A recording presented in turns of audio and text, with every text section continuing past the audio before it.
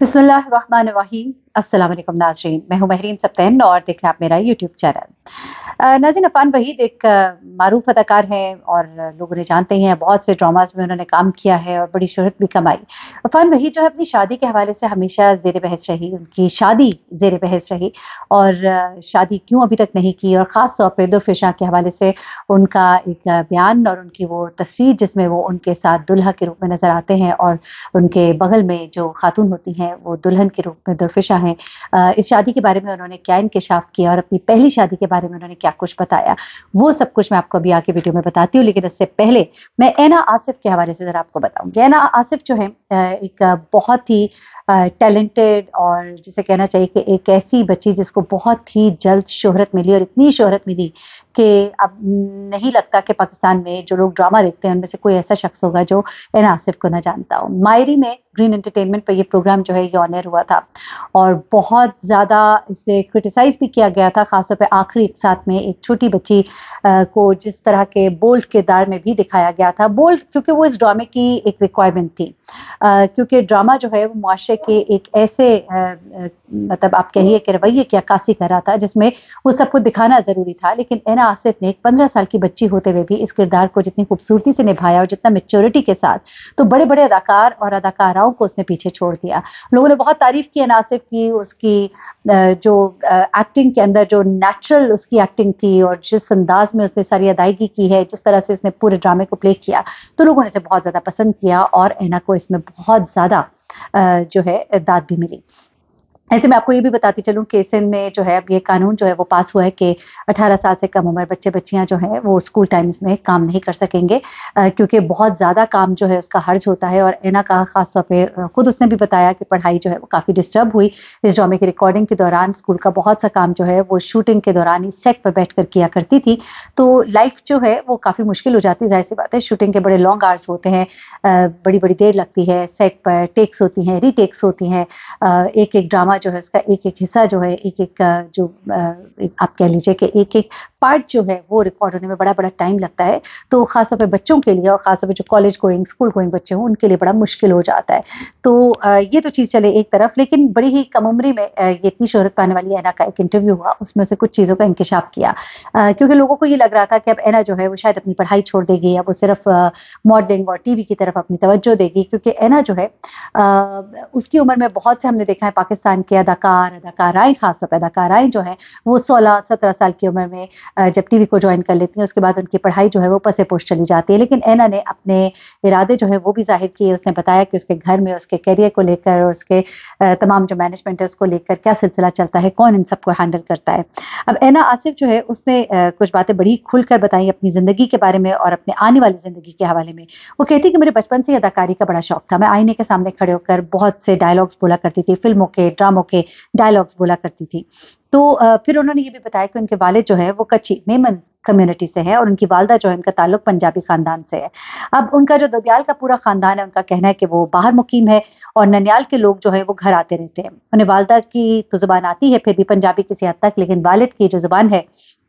मादरी ज़ुबान मेमनी नहीं आती है। उसकी वजह ये है कि उनकी फैमिली जो है वो सारी बाहर होती है और इतना ज़्यादा इंटरैक्शन नहीं है, इसलिए कोई भी करीबी शख्स जो है वो मेमन में बात करने वाला नहीं है, इसलिए उनको इस ज़ुबान से इतनी शनासाई नहीं है। फिर उन्होंने बताया कि उनकी अदाकारी में आने के बाद उनकी बड़ी बहन का रिश्ता आया, जबकि लोग उनसे उनके घर का एड्रेस जो है वो माँगते रहते हैं। उनकी बड़ी बहन से ऐना का एड्रेस माँगते रहते हैं। अच्छा, ऐना ने कहा कि चूँकि उसकी उम्र 15 बरस है और वो अभी 9वीं जमात की तालिबा है, उसके माली मामलात जो है वो कौन सँभालता है और उसको बड़ा तंगी का उसको सामना करना पड़ता है, तंगदस्ती का सामना करना पड़ता है, क्योंकि उसके माली मामलात सारे के सारे उसकी बड़ी बहन जो है वो सँभालती हैं और सारे पैसे जो हैं उन्हीं के नाम पर आते हैं, क्योंकि ज़ाहिर-सी बात है अभी ऐना की उम्र तो 18 साल नहीं है, उसका अपना बैंक अकाउंट तो है नहीं, तो उसके सारे पैसे जो हैं उसकी बड़ी बहन के नाम पर आते हैं, वही उसे सँभालती हैं और उसमें से सिर्फ़ वो कहती है कि मुझे खर्चे के गिने-चुने पैसे मिलते हैं। यहाँ तक कि वो कहती है कि लास्ट ईयर मैंने बड़ी मुश्किल से अपनी बहन से iPhone 14 प्रो मैक्स के पैसे लिए थे।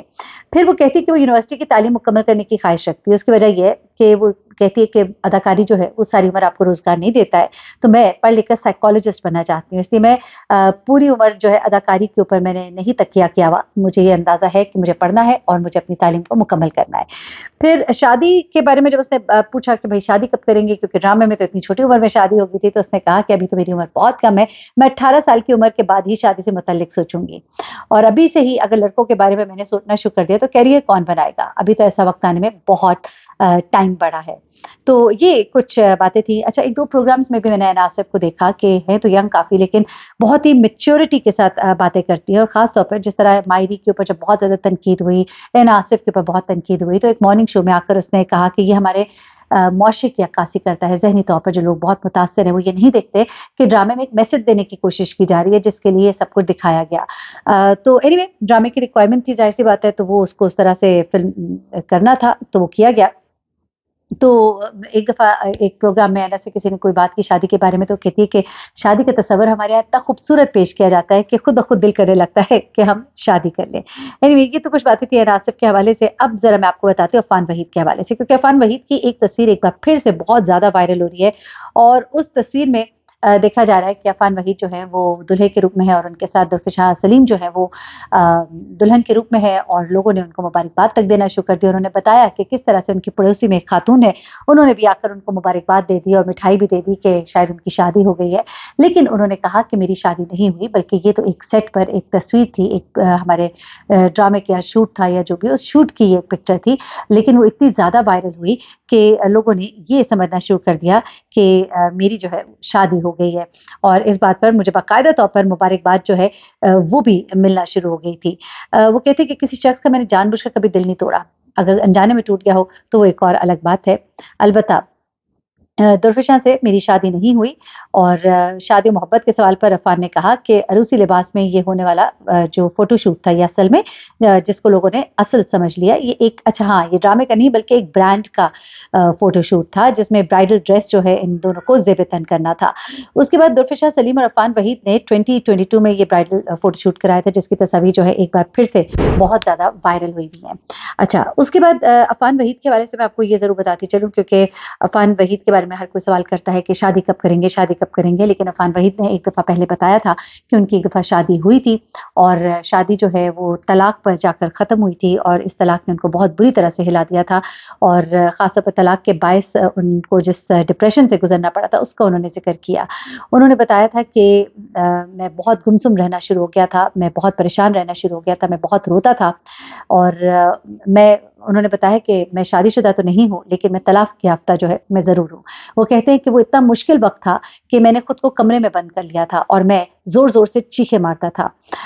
میں ایسا شخص نہیں ہوں جو لوگوں کے سامنے رونا پسند کرتا ہے، مگر زندگی کے اس مرحلے میں اپنے قریبی دوستوں کے سامنے میں رونے پر مجبور ہو گیا تھا، اور اس وقت کو وہ کہتے ہیں کہ میرے لیے شدید ڈپریشن کا وقت تھا، اور میں بہت زیادہ اداس رہتا تھا، ہر وقت خود کو ذہنی طور پر افسردہ محسوس کرتا تھا، کام بھی چھوڑ دیا تھا میرے بال بہت تیزی سے گرنا شروع ہو گئے تھے، لیکن میرے خاندان والوں نے، خصوصاً میرے بہن بھائیوں نے اس حالت سے نکلنے میں میری بہت مدد کی، اور پھر اس کے بعد جب میں زندگی میں آگے بڑھا اور میں نے زندگی کو جانا، زندگی میں رنگ دیکھے، زندگی مجھے خوبصورت لگنے لگی، لیکن ہاں طلاق جو تھی وہ میرے لیے بہت برا ایکسپیرینس تھا۔ زندگی میں کبھی کسی سے محبت کریں گے تو انہوں نے کہا کہ میرے ذہن میں ہمیشہ یہ خوف رہتا ہے کہ مجھے پہلے جیسا دھچکا نہ لگے۔ ماضی کا تعلق میرے لیے بہت برا ثابت ہوا، اب میری سوچ بہت میچور ہو چکی ہے۔ ان کی شادی عائشہ جلالی کے ساتھ 2017 میں ہوئی تھی، یہ میں آپ کو بتاتی چلوں، لیکن وہ کہتے ہیں کہ اب جو میں پہلے سوچا کرتا تھا خوبصورتی اور یہ تمام چیزوں سے زیادہ انڈرسٹینڈنگ اور میچورٹی میرے لیے بہت میٹر کرتی ہے۔ اب بہت سی سوچیں جو ہیں تبدیل ہو گئی، پہلے ایک لمبی لسٹ تھی جو میں نے بنائی ہوئی تھی شادی کے لیے، اور کس سے شادی کرنی ہے، خاتون کس طرح کی ہونی چاہیے، لیکن اب بہت کچھ اس میں کٹ گیا ہے، اور دو چیزیں جو اس کے اندر امپورٹنٹ ہیں وہ انڈرسٹینڈنگ اور میچورٹی ہے۔ اپنا بہت خیال رکھیے گا، دعا میں یاد رکھیے گا۔ اللہ حافظ۔